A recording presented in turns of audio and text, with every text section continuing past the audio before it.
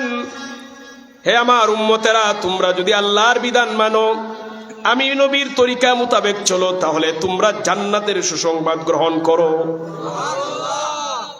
তা দিয়ে যদি কেউ নবীর প্রশংসা করতে চায়, তা দিয়ে হয় তাকি, মানে মুত্তাকি, ফরহেজগার।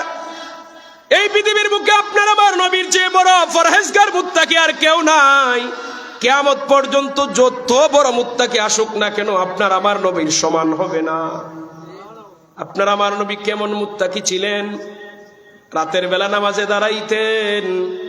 আমাদের আম্মা জান আয়েশা সিদ্দিকা রাদিয়াল্লাহু তাআলা আনহা বলেন, আমি লক্ষ্য করে দেখলাম নবীজি দীর্ঘ সময় দাঁড়িয়ে দাঁড়িয়ে নামাজ পড়ার কারণে অনেক সময় পা মুবারকটা ফুলে যাইত। কত লম্বা রুকু। মাঝে মধ্যে আপনার আমার নবী সূরা বাকারা তেলাওয়াত করতেন এক রাকাতে। কখনো সূরা বাকারা শেষ করে আল ইমরান, সূরা নিসা লম্বা তেলাওয়াত করতেন। ঘন্টার পর ঘন্টা দাঁড়িয়ে তেলাওয়াত করতেন। আম্মাজান বলেন, তেলাওয়াত করে শুধু কাঁদতেন না আপনার আমার নবী। যত সময় তেলাওয়াত করতেন আপনার আমার নবী রুকুতে গিয়ে তত সময় কাটাইতেন। যত সময় রুকুর মধ্যে থাকতেন তত সময় সেজদার মধ্যে থাকতেন। সম্মানিত হাজিরিন, আম্মাজান বলেন, ইয়া রাসূলুল্লাহ, আপনার তো কোনো গুনাহ নাই, আপনি পবিত্র। সমস্ত নবী রাসূলগণ নিষ্পাপ মাসুম, নবীদের কোনো ভুল নাই, গুনাহ নাই, ত্রুটি নাই। তাহলে আপনি কেন এত কষ্ট করতেছেন, এত ইবাদত করতেছেন? আপনার আমার নবী জবাব দিয়েছিলেন, আফালা আকুনু আবদান শাকুরা। সুবহানাল্লাহ। ওরে আয়েশা, আমি কি আল্লাহর কৃতজ্ঞ বান্দা হব না? আমি কি আল্লাহ তাআলার কৃতজ্ঞ আদায়কারী বান্দা হব না? আমি যত ইবাদত করব আল্লাহর কৃতজ্ঞ বান্দা হিসেবে সাব্যস্ত হব। আমি আল্লাহর শুকরিয়া আদায় করতেছি। সুবহানাল্লাহ। আপনার আমার নবী, আমরা তো সেজদার মধ্যে গিয়ে তাসবিহ পড়ি, সুবহান রাব্বিয়াল আ'লা, সুবহান রাব্বিয়াল আ'লা। একটা তাসবিহ পড়ি তাও আমাদের শুদ্ধ হয় না অনেক সময়। আমার নবী রুকু সেজদার মধ্যে গিয়ে শুধু সুবহান রাব্বিয়াল আ'লা পড়তেন না, আরো তাসবিহ পড়তেন, সুবহান রাব্বিয়াল আযীম ওয়া বিহামদিহি, তারপরে সুবহুন কুদ্দুসুন রাব্বুল মালাইকাতি ওয়ার রূহ। এইভাবে অসংখ্য তাসবিহ আপনার আমার নবী সেজদার মধ্যে গিয়ে পড়তেন, রবের কাছে মুনাজাত করতেন, নিজের জন্য নয়, উম্মতের গুনাহ মাফের জন্য। আল্লাহুম্মা গফিরলি যামবি কুল্লুহু দিক্কাহু ওয়া জিল্লাহু ওয়া আউওয়ালাহু ওয়া আখিরাহু ওয়া আলানিয়াতাহু ওয়া সিররাহু। اللهم لك سجدت وبك آمنت ولك أسلمت سجد وجهي للذي خلقه صوره وشق سمعه تبارك الله أحسن الخالقين। এইভাবে করে লম্বা লম্বা তাসবিহগুলো আপনার আমার নবী সেজদার মধ্যে পড়তেন। সম্মানিত হাজিরিন, আপনার আমার নবীর চাইতে বড় মুত্তাকি আর কেউ নাই। সা দিয়ে যদি নবীর প্রশংসা করি, সা দিয়ে হয় সাকিব, দুবতারা। আকাশের তারাগুলি যেমন ঝিলমিল করে চকচক করে সুন্দর লাগে, আপনার আমার নবীদের চেহারাটা এমনই সুন্দর ছিল। সুবহানাল্লাহ।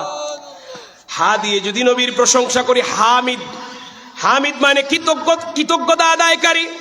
এই যে বললাম, সেজদার মাধ্যমে, রুকুর মাধ্যমে, নামাজের মাধ্যমে আল্লাহ তাআলার কৃতজ্ঞতা আদায় করেন, নিজের কিছুর জন্য নয়, শুধু উম্মতের গুনাহ মাফ করানোর জন্য। সম্মানিত হাজিরিন, খা দিয়ে যদি নবীর প্রশংসাকারী, খায়রুল খালকি, সৃষ্টির মধ্যে সর্বশ্রেষ্ঠ আল্লাহ তাআলা আদম সফিউল্লাহ থেকে শুরু করে কিয়ামত পর্যন্ত যা কিছু বানাইবেন, যা কিছু সৃষ্টি করবেন, আপনারা আমার নবীর চাইতে দামি কেউ আর আসবে না। এই জন্য আপনারা আমার নবী হলেন সৃষ্টির মধ্যে সর্বশ্রেষ্ঠ। সম্মানিত হাজিরিন, একটা অক্ষর রেখে দিছি, জিম দিয়ে যদি নবীর প্রশংসা করি, জিম দিয়ে হয় জামিল। জামিল মানে সুন্দর। এই পৃথিবীর বুকে আপনার আমার নবীর চাইতে সুন্দর আর কেউ ছিল না। আমরা নবী ছাড়া আর একজন নবী সুন্দর ছিলেন, হযরত ইউসুফ আলাইহিস সালাম। ইউসুফ নবীর সৌন্দর্য দেখে জুলাইখার বান্ধবীরা তাদের আঙ্গুল কেটে ফেলেছিল, ঠিক না? শুনছেন না? ইউসুফ আলাইহিস সালাতু ওয়াস সালামের চেহারার মধ্যে আল্লাহ তাআলা এত সৌন্দর্য দান করেছিলেন, এত সৌন্দর্য দিয়েছিলেন, জুলাইখার বান্ধবীরা দেখে দেখে আঙ্গুল কেটে ফেলে দিয়েছিল, অনুভব করতে পারে নাই। আম্মা জান আয়েশা বলেন, যেই জুলাইখার বান্ধবীরা ইউসুফ নবীর দিকে তাদের আঙ্গুল কেটে ফেলে দিয়েছিল, ওই মহিলারা যদি আমার স্বামী মুহাম্মাদুর রাসূলুল্লাহ, সবাই বলি সাল্লাল্লাহু আলাইহি ওয়াসাল্লাম, আমার নবীরে দেখতো, তাদের কলিজা কেটে ফেলতো, অনুভব করতে পারতো না। আপনার আমার নবী এত সুন্দর ছিলেন। আল্লাহ নবীর একজন সাহাবী, আল্লাহ তাআলা মাঝে মধ্যে নবীদের আসল চেহারা খুলে দিতেন। আল্লাহ তাআলা মাঝে মধ্যে নবীজির নুরারি ঝলকটা ছেড়ে দিতেন, খুলে দিতেন। একজন সাহাবী একদিন মসজিদে নববীর ভিতরে তাকালেন, দেখেন নূরে ঝলমল করতেছে। ওই সাহাবী একবার নবীজির চেহারা মুবারকের দিকে তাকান, আবার আকাশের পূর্ণিমার চাঁদের দিকে তাকান, একবার আকাশের চাঁদের দিকে, আরেকবার নবীজির চেহারার দিকে। আরেকজন প্রশ্ন করলেন, ভাই এরকম করতেছেন কেন? একবার নবীজির চেহারা আর একবার চাঁদের দিকে তাকানো, কারণটা কি? আমি দেখতেছি আকাশের চাঁদ সুন্দর নাকি আমার নবীজি বেশি সুন্দর। ওই ব্যক্তি জানতে চায়, তোমার কাছে কি মনে হয়? সাহাবী জবাব দিলেন, ও আমার ভাই, আকাশের চাঁদের মধ্যে দেখা যায় মাঝে মধ্যে দুই একটি দাগ দেখা যায়, কিন্তু নবীজির চেহারার মধ্যে কোনো দাগ নাই। আপনার আমার নবী ছিলেন সুন্দর, আপনার আমার নবীর চাইতে অধিক সুন্দর আর পৃথিবীতে কেউ ছিল না। দাল দিয়ে যদি নবীর প্রশংসা করি, দাঈলাল্লাহ, আল্লাহর পথে আহ্বানকারী, আল্লাহর আপনার আমার নবী এই দুনিয়ার দেশে মানুষদেরকে দিনের দাওয়াত দিয়েছেন। নূহ আলাইহিস সালাম 950 বছর মানুষদেরকে, ওনার কওমের মানুষদেরকে দিনের দাওয়াত দিয়েছেন, উম্মত পাইছেন মাত্র 80 জন। আর আপনার আমার নবী মাত্র 23 বছর দাওয়াত দেওয়ার ফলে বিদায় হজের ভাষণের সময় ছিল 1.25 লক্ষ সাহাবী। তাই আপনার আমার নবী হলেন পৃথিবীর সবচেয়ে বড় দাঈ ইলাল্লাহ, আল্লাহর পথে আহ্বানকারী। আবু জেহেল রে আপনার আমার নবী কতবার দাওয়াত দিয়েছেন দেখেন।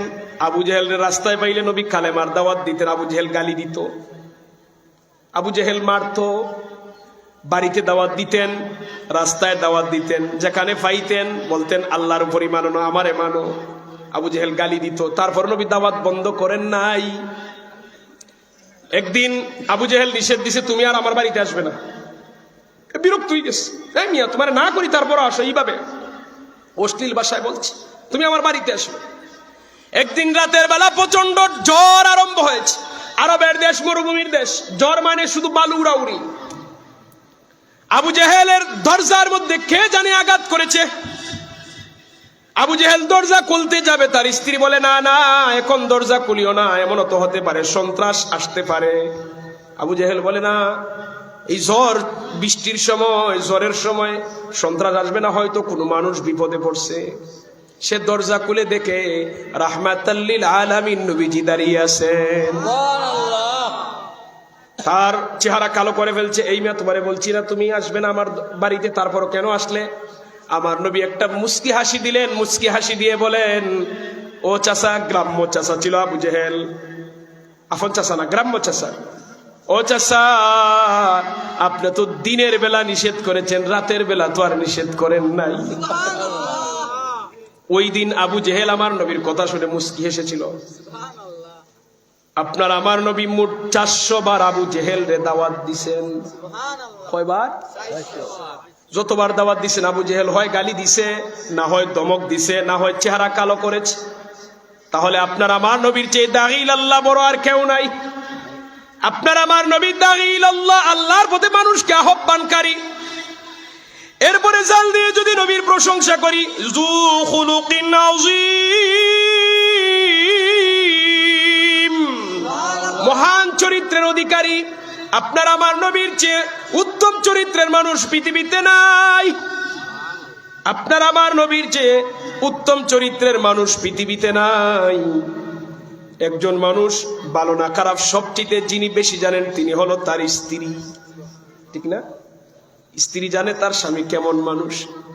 সম্মানিত হাজরিন, আম্মা জান আয়েশা বলেন, খাদিজাতুল কুবরা রাদিয়াল্লাহু তাআলা আনহা বলেন, নবীজি কখনো আমাকে কোনোদিন কটু কথা বলেন নাই। যারা কালো করে কথা বলেন নাই, কটু কথা বলেন নাই, দমক দেন নাই, গালি দেন নাই।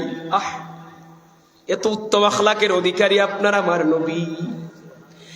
এরপরে রা দিয়ে যদি নবীর প্রশংসা করি, রাহমাতাল লিল আলামিন, যেটা শুরুতে আমি আপনাদেরকে বললাম, গোটা জগৎ সমূহের জন্য আপনার আমার নবী রহমত।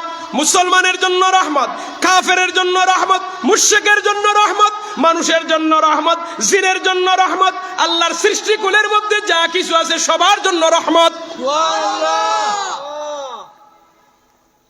সম্মানিত হাজিরিন, যা দিয়ে যদি নবীর প্রশংসা করি, জাকিউন, পবিত্র পরিশুদ্ধ। আপনার আমার নবীর যে পবিত্র আর পরিশুদ্ধ পৃথিবীতে কেউ নাই। আমার নবী ছিলেন পবিত্র, আমার নবী ছিলেন পরিশুদ্ধ।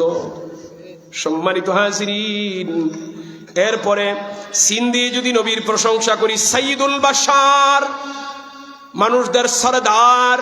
আমার নবীর চাইতে বড় নেতা আর নাই, বড় সরদার আর কেউ নাই।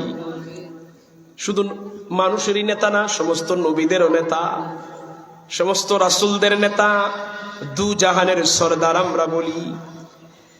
শিন দিয়ে যদি নবীর প্রশংসা করি, শাফিউল উম্মাহ, উম্মতের সুপারিশকারী। আপনার আমার নবী হাসরের মাঠে উম্মতের পক্ষে সুপারিশ করবেন। সবাই যখন ইয়া নফসি করতে থাকবে, আপনার আমার নবী ইয়া হাবিলি ইয়া উম্মতি বলতে থাকবেন। সম্মানিত হাজিরিন, নবী সর্বপ্রথম সুপারিশ করবেন, আপনার আমার নবীর সুপারিশই গ্রহণ করা হবে। নবীজির সুপারিশ করার পরে বিচারের কাজ আরম্ভ হবে। বিচারের কাজ আরম্ভ হওয়ার জন্য সমস্ত মানুষেরা অন্যান্য নবীদের কাছে যাবে। কোন নবী সাহস করবেন না, বলবেন এই কাজ আমার দ্বারা সম্ভব না। সর্বশেষ ঈসা রুহুল্লাহ বলবেন, যাও আখিরি নবীর কাছে, উনি তোমাদের পথ দেখিয়ে দিবেন। আপনার আমার নবী সর্বপ্রথম সুপারিশ করবেন। সুপারিশ করার পরে আল্লাহ বিচার আরম্ভ করবেন। তারপরে নবী উম্মতের পক্ষে সুপারিশ করে, উম্মতদেরকে সুপারিশ করে আল্লাহর জান্নাতে পৌঁছাই দিবেন।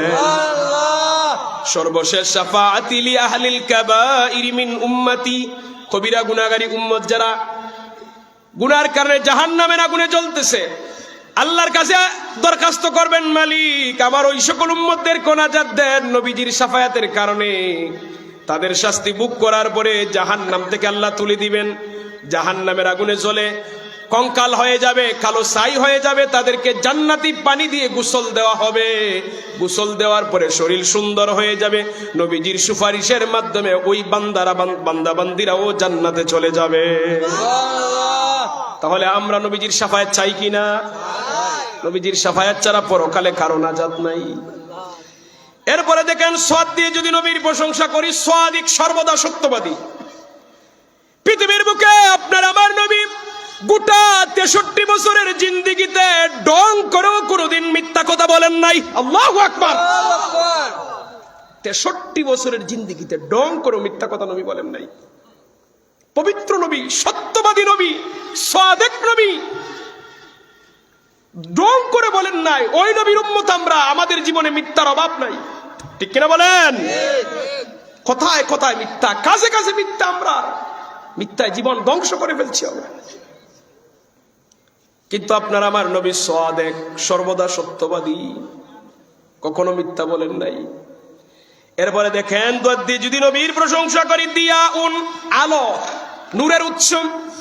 আপনার আমার নবীর চেহারার দিকে তাকাইলে নূর চমকাইতো। কাফের মুশরিকেরা নবীর চেহারার দিকে তাকাইলে নবীর প্রতি দরদ আসতো। অনেকে চেহারা দেখে মুসলমান হইত। আসহাবে সুফার সাহাবীরা খাবার পাইতেন না। তারা বলতেন মাঝে মধ্যে যখন খুব বেশি ক্ষুধা লাগতো, খাবার পাইতাম না, নবীজির দরবারে যাইতাম, গিয়ে নবীজির চেহারা মুবারকের দিকে তাকিয়ে থাকতাম, ক্ষুধা নিবারণ হয়ে যাইত। এমন নূরের চেহারা ছিল আপনার আমার নবীর। সম্মানিত হাজিরিন, তোয়া দিয়ে যদি নবীর প্রশংসা করি, তোহা আপনার আমার নবীজির অন্যতম একটা পবিত্র নাম। জোয়া দিয়ে যদি নবীর প্রশংসা করি, জোয়াহিরুল হক, সত্য প্রকাশকারী। আপনার আমার নবী এই পৃথিবীতে এসে সত্যরে প্রকাশ করে দিয়েছেন। লাত মানাত উজ্জার ধর্ম বাতিল হয়ে গেছে, নিজের হাতে বানিয়ে মূর্তি পূজা করত, তাদের সামনে সত্য প্রকাশ করেছেন। সত্য প্রকাশ করতে গিয়ে নবী গাইল শুনেছেন, মার খেয়েছেন, তারপরও সত্য কোনোদিন লুকিয়ে রাখেন নাই। আমার নবীরে পাগল বলছে, আমার নবীরে গালি দিচ্ছে, জাদুকর বলছে, তারপর নবী সত্য লুকিয়ে রাখেন নাই, সত্য প্রকাশ করে দিছে। সম্মানিত হাজিরিন, আইন দিয়ে যদি নবীর প্রশংসা করি, আব্দুল্লাহ এই পৃথিবীর বুকে সর্বশ্রেষ্ঠ বান্দা হলেন আপনার আমার নবী। এই জন্য আমরা যখন কালেমায়ে শাহাদাত পাঠ করি, আশহাদু আল্লা ইলাহা ইল্লাল্লাহ, আশহাদু আল্লা ইলাহা ইল্লাল্লাহু ওয়াহদাহু লা শারীকা লাহু ওয়া আশহাদু আন্না মুহাম্মাদান আবদুহু ওয়া রাসূলুহু। আল্লাহ রাসূল যেমন আল্লাহর বান্দা, আবার আল্লাহর রাসূল আমরা শুধুমাত্র বান্দা, তাও এমন বান্দা গুনায় ভরা জীবন, মিথ্যায় ভরা জীবন, ঠিক কিনা বলেন? আপনার আমার নবী ছিলেন আকাশের নিচে জমিনের উপরে সর্বশ্রেষ্ঠ বান্দা, সুবহানাল্লাহ, সর্বশ্রেষ্ঠ রাসূল। গান দিয়ে যদি নবীর প্রশংসা করি, গফুর ক্ষমাশীল স্বভাবের অধিকারী, আপনার আমার নবীর চাইতে ক্ষমাশীল আর কেউ নাই। নবীরে গালি দিছে, আমার নবী ক্ষমা করে দিছে। আপনার আমার নবীরে পাগল বলছে, নবীজি ক্ষমা করে দিছেন। আমার নবীজিরে মারছে, মাফ করে দিছেন। আমার নবী কোনোদিন প্রতিশোধ নেন নাই। আমার নবী ক্ষমাশীল ছিলেন, দয়ার সাগর ছিলেন। আমরা যদি এরকম পরিস্থিতি পড়তাম, তাহলে আমরা আমারে যেভাবে বলতো আমি আর একটু বাড়িয়ে বলতাম, ঠিক না? আমার নবী ছিলেন ক্ষমাশীল, ক্ষমার অধিকারী, এত বেশি ক্ষমা করতেন, যত কষ্ট দেখ দিনের স্বার্থে, ইসলামের স্বার্থে আমার নবী ক্ষমা করে দিতেন। এরপরে ফা দিয়ে যদি নবীর প্রশংসা করি, ফাতিহুন দ্বীন প্রতিষ্ঠাকারী, আপনার আমার নবী পৃথিবীতে আগমন করে ইসলামরে প্রতিষ্ঠা করেছেন, আল্লাহর পরিচয় তুলে ধরেছেন। ১৫০০ বছর আগে কালেমার দাওয়াত দিয়েছেন, ইসলামের দাওয়াত দিয়েছেন। আজকে ১৫০০ বছর পার হয়ে গেছে, ২০০ কোটির উপরে মুসলমান। আল্লাহর নবীর রেখে যাওয়া ইসলামের দাওয়াত আজও পৃথিবীতে আছে না নাই? কিয়ামত পর্যন্ত চলবে। আর কোন নবী আসবেন না, আর কোন ধর্মগ্রন্থ আসবে না, আপনার আমার নবীর রেখে যাওয়া ইসলাম এবং মুসলমান থাকবে। সুবহানাল্লাহ। সেই কোরআন, সেই হাদিস দিয়ে উলামায়ে কেরাম আজীবন দিনের দাওয়াত দিয়ে থাকবেন, এটা কখনো বন্ধ হবে না। সম্মানিত হাজিরিন, কাফ দিয়ে যদি নবীর প্রশংসা করি, কাঈদুল উম্মাহ, উম্মতের সরদার, আপনার আমার নবী উম্মতের লিডার, উম্মতের নেতা। মদিনায় গিয়ে ইসলামী খেলাফত বাস্তবায়ন করেছেন, ইসলামী রাষ্ট্র প্রতিষ্ঠা করেছেন, কাফেরদের সাথে প্রয়োজনে জিহাদ করেছেন, যুদ্ধ করেছেন, নিজের স্বার্থে নয়, নিজের সম্পদ বানানোর জন্য নয়, ইসলামকে প্রতিষ্ঠা করার জন্য। আপনার আমার নবী ব্যক্তিগত প্রতিশোধ জীবনে নেন নাই, কিন্তু কাফেরের গর্দান কাটছেন ইসলামের স্বার্থে। কিন্তু নিজের ক্ষতি করছে, আমার নবী মাফ করে দিয়েছেন। নিজের প্রতিশোধ নেওয়ার জন্য কারো উপর আক্রমণ করেন নাই, তবে তরবারি দিয়ে আঘাত করেছেন ইসলাম প্রতিষ্ঠার জন্য। সম্মানিত হাজিরিন, আর কাপ দিয়ে যদি প্রশংসা করি, কারীম, সম্মানী এবং দয়ালু, এই পৃথিবীর বুকে আল্লাহ তাআলার পরে সবচেয়ে সম্মানী হলেন আপনার আমার নবী, ঠিক কিনা বলেন? এই পৃথিবীর বুকে আল্লাহ তাআলার পরে সবচেয়ে দামি এবং সম্মানী ব্যক্তি হলেন আপনার আমার নবী। আপনার আমার নবীর সম্মান কিয়ামত পর্যন্ত চলবে। কেউ আপনার আমার নবীর সম্মান কখনো কমাতে পারবে না। আপনি নামাজ পড়তে যাবেন, তাশাহুদ পড়বেন, আপনার আমার নবীরে সালাম দেওয়া লাগে, দুরূদ পাঠ করা লাগে, ঠিক কিনা? আজান দিতে যাবেন, আজানের মধ্যে আশহাদু আল্লা ইলাহা ইল্লাল্লাহ, তারপরে কি আছে? আশহাদু আন্না মুহাম্মাদার রাসূলুল্লাহ, আছে না নাই? আকামত দিতে যাবেন, যেমন আল্লাহর নাম আছে, আল্লাহর রাসূলের নাম আছে। সম্মানিত হাজিরিন, লাম দিয়ে যদি নবীর প্রশংসা করি, লাতিফ, লাতিফ মানে কোমল হৃদয়ের অধিকারী, সবচেয়ে নরম হৃদয়ের অধিকারী। আমাদের হৃদয় শক্ত হয়ে যায়, অন্যের প্রতি কঠোর হয়, কিন্তু আপনার আমার নবীজির হৃদয়টা নরম ছিল, কোমল ছিল, অন্যের জন্য নরম করে দিতেন। সম্মানিত হাজিরিন, মিম দিয়ে যদি প্রশংসা করে, মিম দিয়ে হয় মুহাম্মদ, মিম দিয়ে মাহমুদ, মিম দিয়ে মুস্তাফা সাল্লাল্লাহু আলাইহি ওয়াসাল্লাম। মুহাম্মদ অর্থ অধিক প্রশংসিত। এই পৃথিবীর বুকে আল্লাহ তাআলার পরে সবচেয়ে বেশি প্রশংসা করা হয় আপনার আমার নবীর। আপনার আমার নবীর এত বেশি প্রশংসা পৃথিবীতে চলে আর কারো নাম এতবার উচ্চারণই করা হয় না। সুবহানাল্লাহ। নুন দিয়ে যদি নবীর প্রশংসা করি, নবীউর রাহমা, রহমতের নবী, রহমতের নবী। কেমন রহমত? আপনার আমার নবী যখন কোন পানির পেয়ালায় হাত দিতেন, পানির মধ্যে আল্লাহ বরকত দিতেন। দুধের পেয়ালায় হাত দিতেন, দুধের মধ্যে বরকত দিতেন।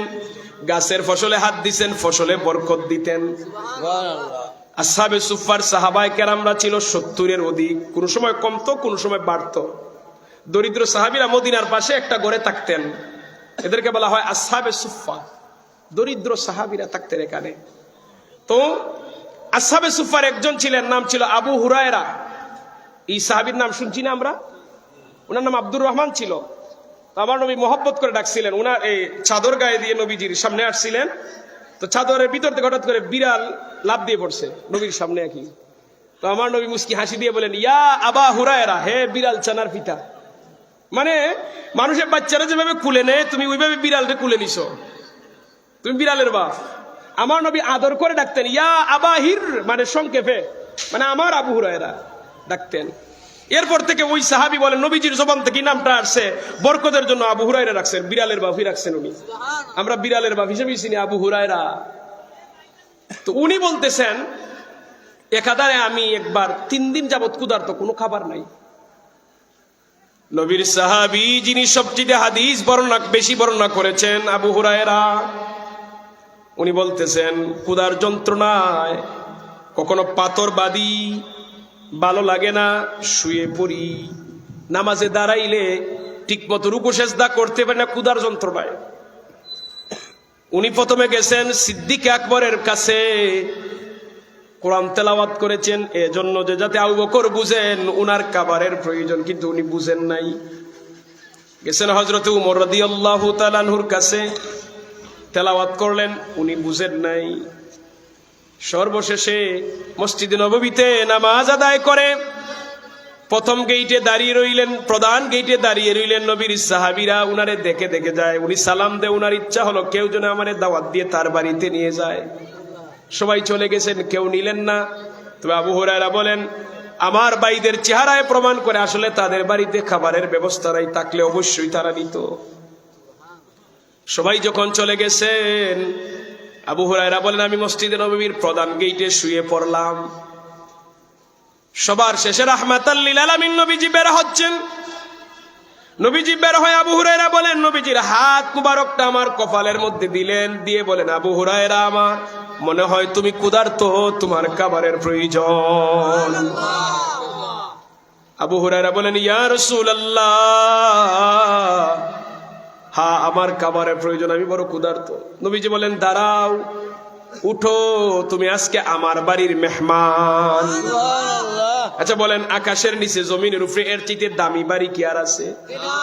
আমার নবীর ঘরটা মাটির হতে পারে, দুনিয়ার সমস্ত জিনিস বিক্রি করে আমার নবীর ঘরের মাটির সমান দাম হবে না। দুনিয়ার সবচেয়ে দামি বাড়ি নবীর বাড়ি। আবু হুরায়রা বলেন, মনটা আনন্দে ভরে গেল, নবীর বাড়ির মেহমান। নবীজির সাথে নবীজির বাড়িতে গেলেন। আমার নবীর যে স্ত্রীর ঘরে থাকার কথা, বাহির থেকে নক করলেন, খাবার আছে কিনা, সাথে কিন্তু মেহমান আছে, মানে সাবধান করলেন, সাথে মেহমান আছে, আস্তে কথা বলো। ভিতর থেকে আওয়াজ আসলো, 1 পেয়ালা দুধ আছে।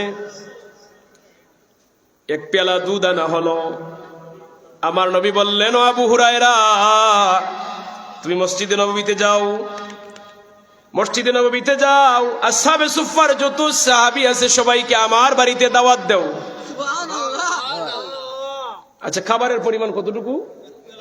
একটু কথা বলবেন আপনারা। 1 গ্লাস দুধ, সহজ ভাষা বলে 1 গ্লাস দুধ। আর আমার নবী বলছেন, তুমি মসজিদে নববীতে যাও, সবাইরে আমার বাড়ি থেকে দাওয়াত দাও, সবাইরে বলো আমার বাড়িতে আসার জন্য।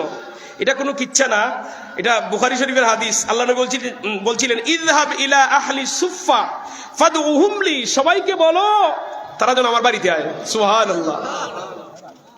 তারা বাড়িতে গেছেন, নবীর সাহাবায়ে কেরাম দাওয়াত পেয়ে বাড়িতে গেলেন। আবু হুরায়রা বলেন, আমার মনের মধ্যে একটু খটকা বেজে গেল, মাত্র 1 পেয়ালা দুধ, 3 দিনের ক্ষুধার্ত আমি, আমারই তো হবে না। কোন নবী সবাইরে দাওয়াত দিছেন? আমার নবী বলেন, আবু হুরায়রা, তুমি তারারে দাওয়াত দিছো, তুমি মেজবান, তারা হলো তোমার মেহমান। সুবহানাল্লাহ বলেন। আগে মেহমানদেরকে পান করাও, তারপরে তুমি পান করবে। আবু হুরায়রা বলেন, রাসূলুল্লাহ যদি বলতেন প্রথমে পান করার জন্য একটু সুযোগ পাইতাম, কারণ আমার নবী বলতেছেন তুমি মেজবান, তারা মেহমান, আগে তাদেরকে পান করাও। আবু হুরায়রা বলেন, মনে মনে ভাবছি হয়তো দুধ আমার ভাগ্যে আর জুটবে না। আল্লাহ নবীজির বরকতি হাত মুবারক দ্বারা পেয়ালাটা হাতে নিলেন, বিসমিল্লাহ বলে আবু হুরায়রার হাতে দিলেন। আবু হুরায়রা নেও, সবাইরে পান করাও।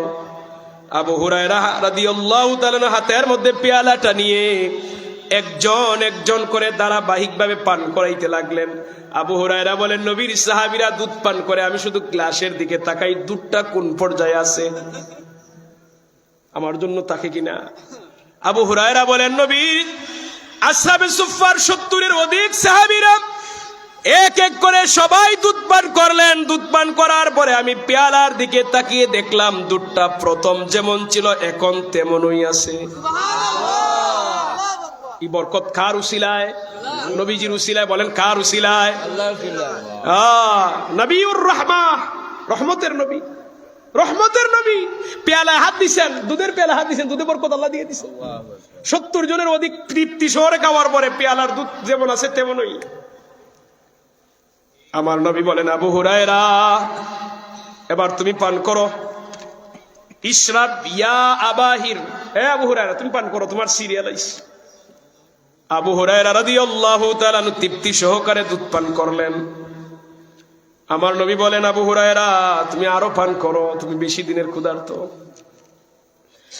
আবু হুরায়রা বলেন, ইয়া রাসূলুল্লাহ ওয়াল্লাযী বাযাকা বিল হাক্কি মা আজিদু লাহু মাসলাকা, আপনাকে যিনি সত্য নবী হিসাবে এই পৃথিবীতে পাঠিয়েছেন তার কসমকে বলি গো নবী, আমি এত বেশি দুধ পান করেছি, আমার ভিতরে দুধ যাওয়ার আর কোনো জায়গা নাই।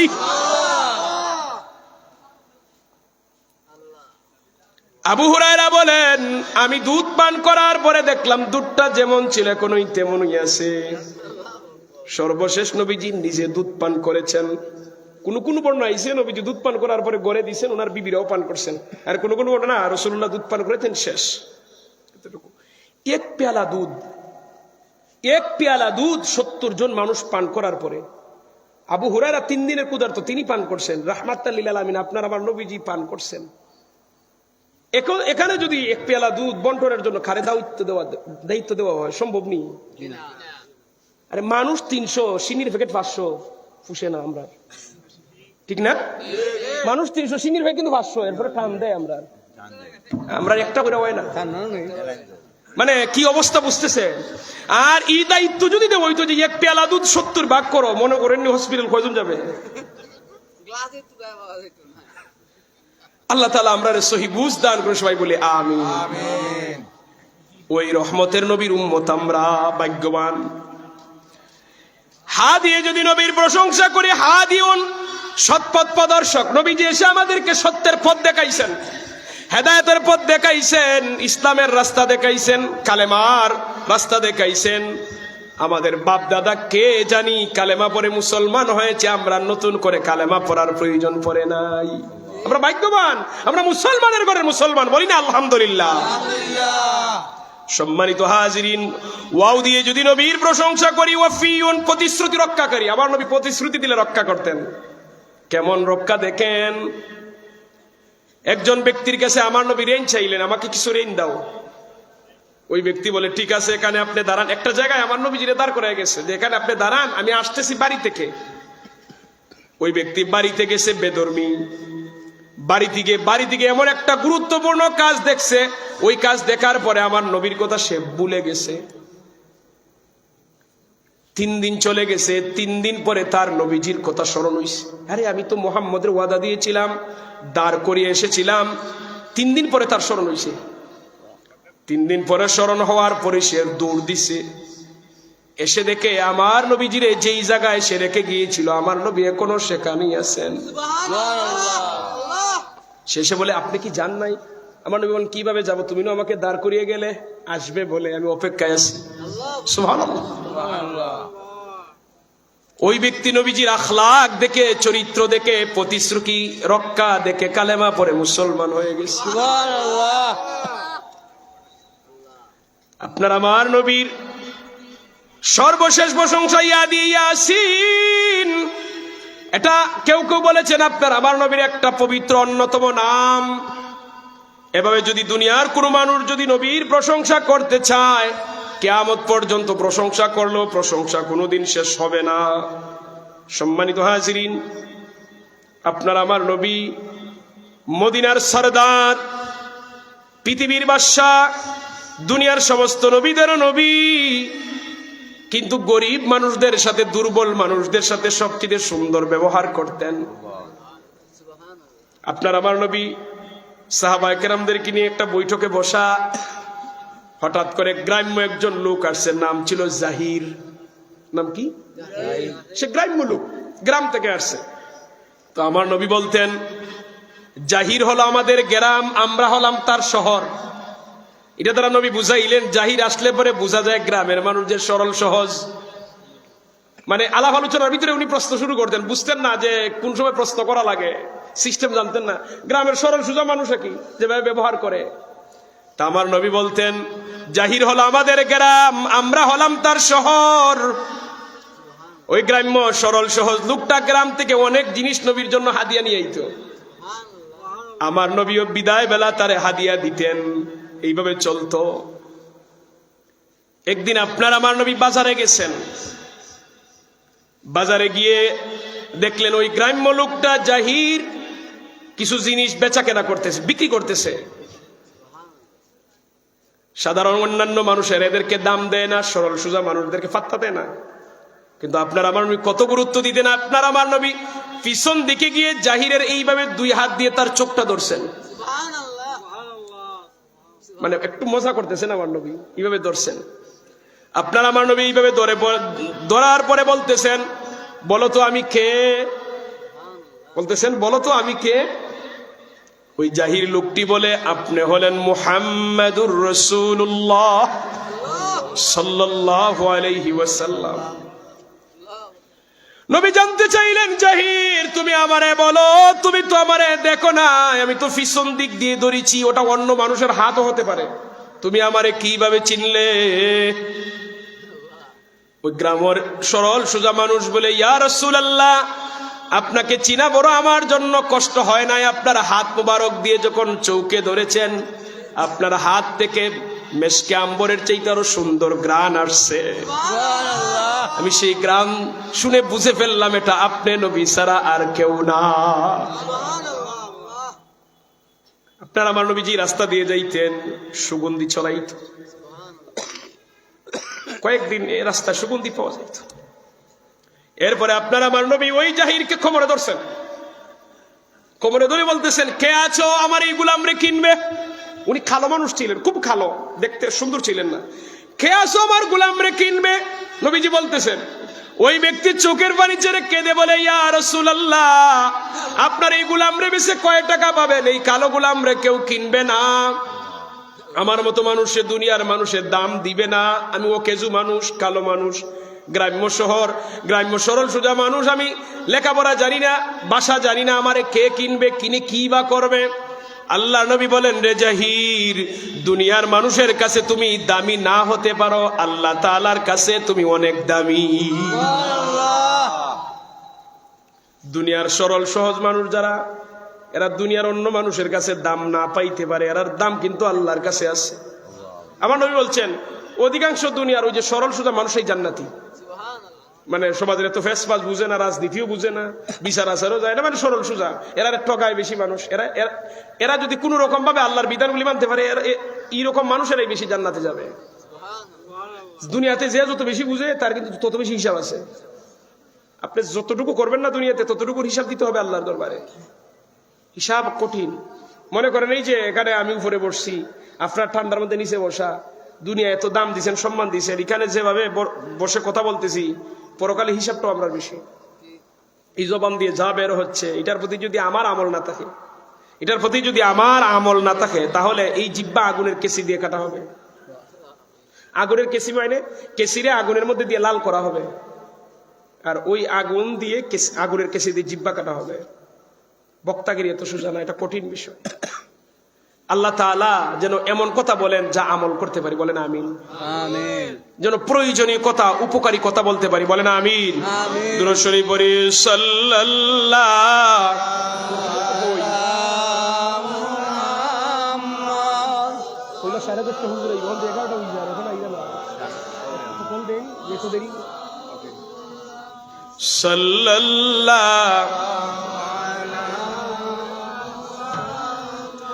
أيها المبعوث فينا جئت بالأمر المطاع صلى الله على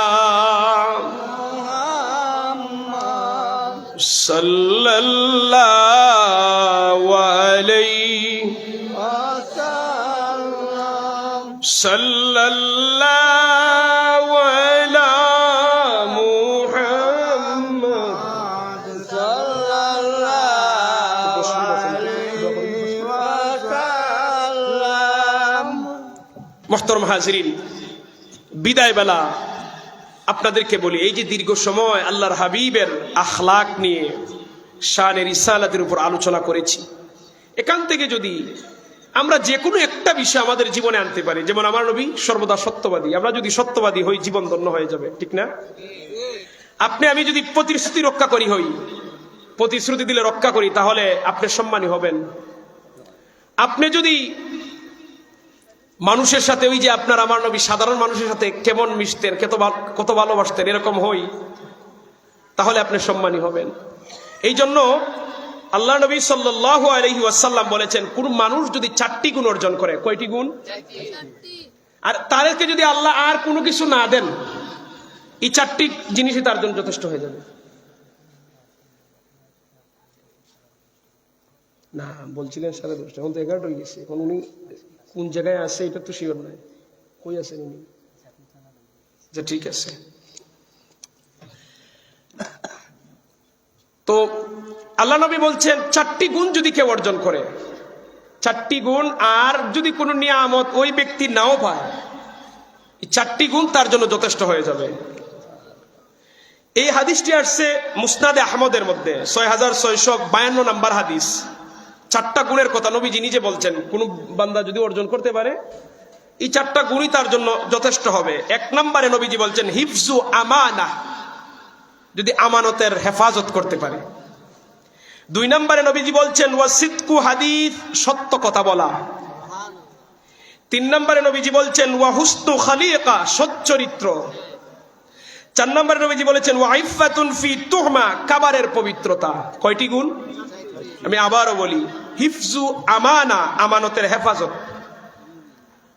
হিফজু আমানা, আমানতের হেফাজত, ওয়া সিদকু হাদিস, সত্য কথা বলা, ওয়া হুসনু খালিকা, সচ্চরিত্র, ওয়া ইফাতুন ফি তুহমা, কাবারের পবিত্রতা, মানে হালাল খাবার খায়, হালাল খাবার খায়, সচ্চরিত্র হয়, চরিত্রবান হয়, সত্য কথা বলে, আমানতের হেফাজত করে। এই 4টা নিয়ামত যদি অর্জন করতে পারে, আল্লাহ তাআলা যদি তারে আর কিছু নাও দেন, হে দুনিয়াতে এই 4টা গুণই তার জন্য যথেষ্ট। সুবহানাল্লাহ। আসেন একটু ব্যাখ্যা করি 4টা গুণের। আমানতের হেফাজত কি? মনে করেন আমি কিছু টাকা আপনার কাছে রাখলাম আমানত হিসাবে, যে ভাই এটা আপনার কাছে রাখেন, এটার যদি যথাযথ আপনি হেফাজত করতে পারেন। কারণ টাকার হেফাজত আমানত আমরা বুঝি, কথাও আমানত থাকতে পারে। যেমন আমি একটা কথা বললাম, ভাই একটা দুঃখের কথা, আমার একটা সমস্যার কথা আপনারা বললাম এটা কারো কাছে বলিয়েন না। কারণ আপনি যদি বলে ফেলেন, আমানতের খেয়ানত করে ফেললেন, আমানতের হেফাজত হলো না। কথার আমানত আছে, সম্পদের আমানত আছে, জিনিসের আমানত আছে, আমানতের যথাযথ হেফাজত করা। এখানের মধ্যে আমানতের খেয়ানত কিয়ামতের আগে বেশি হবে। আল্লাহ নবী বলছেন যে কিয়ামত যত নিকটবর্তী হবে, আমানতের খেয়ানত মানুষে বেশি করবে। দেখেন, ব্যক্তিগত আমানত হতে পারে, সমাজের আমানত হতে পারে, মসজিদের আমানত হতে পারে, মাদ্রাসার হতে পারে, ব্যবসার হতে পারে, বিভিন্ন আমানত থাকতে পারে। আমানতের খেয়ানত বেশি হবে কিয়ামত যত নিকটবর্তী হবে। বর্তমানে আমানতদার মানুষ পাওয়া বড় মুশকিল হয়ে দাঁড়িয়েছে, ঠিক না? নবীজি বলছেন কিয়ামতের আগে এমনও বলবে মানুষে, হায় রে গোটা গ্রামের মধ্যে ওই লোকটা আছে একটু আমানত বিশ্বাস করা যায়, আর কাউরে বিশ্বাস করা যায় না, এমন এমন পরিবেশের সময় চলে আসছে। সম্মানিত হাজিরিন, আমানত রক্ষা করা মুমিনের আলামত, আমানতের খেয়ানত করা মুনাফিকের আলামত। যেমন মুনাফিকের আলামত নবীজি বলছেন তিনটি। সাধারণত মুনাফিকের আলামত তিনটি: যখন কথা বলে মিথ্যা বলে, ওয়াদা করলে বরখেলাফ করলে, আমানত রাখলে খেয়ানত করে। আর আমানত রক্ষা করা, ওয়াদা রক্ষা করা, সত্য কথা বলা, এটা মুমিনের আলামত। আর মিথ্যা কথা বলা, আমানতের খেয়ানত করা, ওয়াদার বরখেলাফ করা মুনাফিকের আলামত। সহজ একেবারে। তাহলে আমানত রক্ষা যে ব্যক্তি করতে পারবে, চারটা গুণের মধ্যে এক নাম্বার গুণ আমানত রক্ষা করা। হোক সম্পদ, হোক টাকা, হোক কথা, হোক যে কোনো জিনিস, আমানত রক্ষা করতে হবে আমাকে, আপনাকে, সবাইকে। দুই নম্বরে আমার নবী বলছেন ওয়াসিদকু হাদিস, সত্য কথা বলা। একটা মানুষে তো অপরাধ করতে পারবে না যদি সত্য বলে।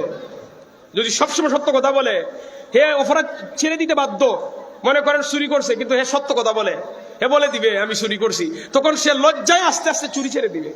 এভাবে একটা ঘটনা আছে, যেমন নবীজি বলছেন শুধু তুমি সত্য কথা বলো, আস্তে আস্তে সে দেখা যায় সত্য কথা বলতে গিয়া নিজেই নিজের কাছে লজ্জিত হয়, চুরি ছেড়ে দিস। এরকম অসংখ্য ঘটনা আছে। সত্যবাদীদের দাম এখনো আছে, কিয়ামত পর্যন্ত থাকবে। যারা সত্য কথা বলে সমাজের মধ্যে, এর দাম আছে। কিন্তু সংবাদের ক্ষেত্রে সত্যবাদীদের দাম। কয় বাজারে শুনছি মারামারি লাগছে, কে বলছে? কয় অমুক লোক। ও এ বলছি রে, দূর, এর কথার কোন দাম নাই। মানুষ কয় না অনেক সময়। আর বাজারে ও এই সমস্যা হয়েছে, এই কথাটা কে বলছে? অমুক। ওই মানুষই বলছে। এই ব্যক্তি বা কোনোদিন মিশা কথা হয় না। এই মানুষ যদি বললে থাকে তাহলে সত্য বলছে। এরকম অনেক সময় হয় না। সত্যের দাম আছে ভাই, সত্যের দাম আছে। যারা সমাজে সদা সর্বদা সত্য কথা বলে, এরার দাম আছে। এদের কথারে মানুষ গুরুত্ব দেয়। আর যারা সত্য কথা বলে না, মিশা কথা বলে, এদের কথার দাম মানুষের কাছে থাকে না। তিন নম্বর হলো সচ্চরিত্র। সচ্চরিত্রের অনেক ব্যাখ্যা আছে। চরিত্রের হেফাজত, জিনা ব্যভিচার থেকে বাঁচা, মানুষকে তার জবান দ্বারা, হাত দ্বারা কষ্ট না দেওয়া। সচ্চরিত্র মানুষের স্বভাব হইল মানুষের সুন্দর ভাষায় কথা বলবে, হাসি মুখে কথা বলবে, ভালো কথা বলবে, খারাপ ব্যবহার করবে না, গালি দিবে না, কষ্ট দিবে না। সম্মানিত হাজির, সচ্চরিত্রের বড় অভাব। সচ্চরিত্র যদি কেউ অর্জন করতে পারে, হে দুনিয়াতে সম্মানী হবে। আজকে আমাদের সবচেয়ে বড় ঘাটতি সচ্চরিত্রের। আমরা মানুষের সাথে ভালো ব্যবহার করি। আমার নবী বলছেন কেউ যদি মানুষের সাথে সুন্দর কথা বলে, সুন্দর কথা বলাটাও সৎকা। হাসি মুখে কথা বলাটাও কি সৎকা।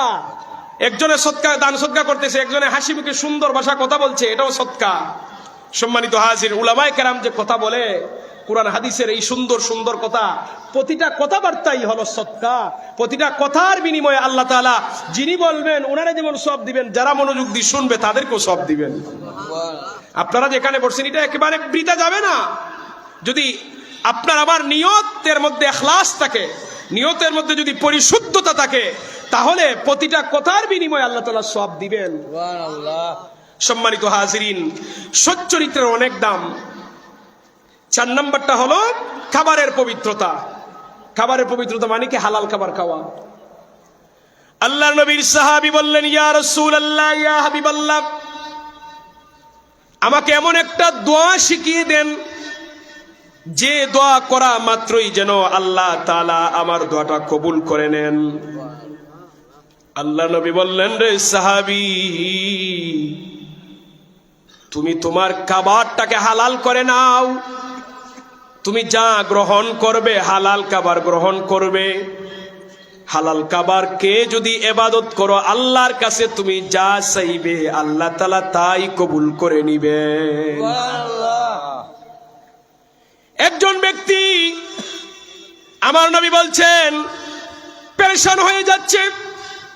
দোয়া করতে করতে তার পোশাক ধুলায় বালু পড়ে গেছে, বা তার চুলগুলো এলোমেলো হয়ে গেছে, কিন্তু তার আল্লাহর বান্দার দোয়া আল্লাহ কবুল করতেছেন না। কেন? তার খাবার হারাম, পোশাক হারাম, তার শরীরের গোশত সব হারাম। ওই বান্দার দোয়া আল্লাহ কিভাবে কবুল করবেন? হারামকে যদি কেউ সারাটা জীবন দোয়া করে, তার দোয়া কবুল হবে না। হালাল খাবারকে যদি দোয়া করে, দোয়া করতে দেরি হবে, কবুল হতে দেরি হবে না। আজকে এটার বড় অভাব, এটার বড় অভাব। আজকে আমরা খাবারের ক্ষেত্রে, সম্পদের ক্ষেত্রে হালাল হারামের কোনো বাছাই করি না। আজকে আমাদের ইবাদতের মধ্যে স্বাদ নাই হারামের কারণে।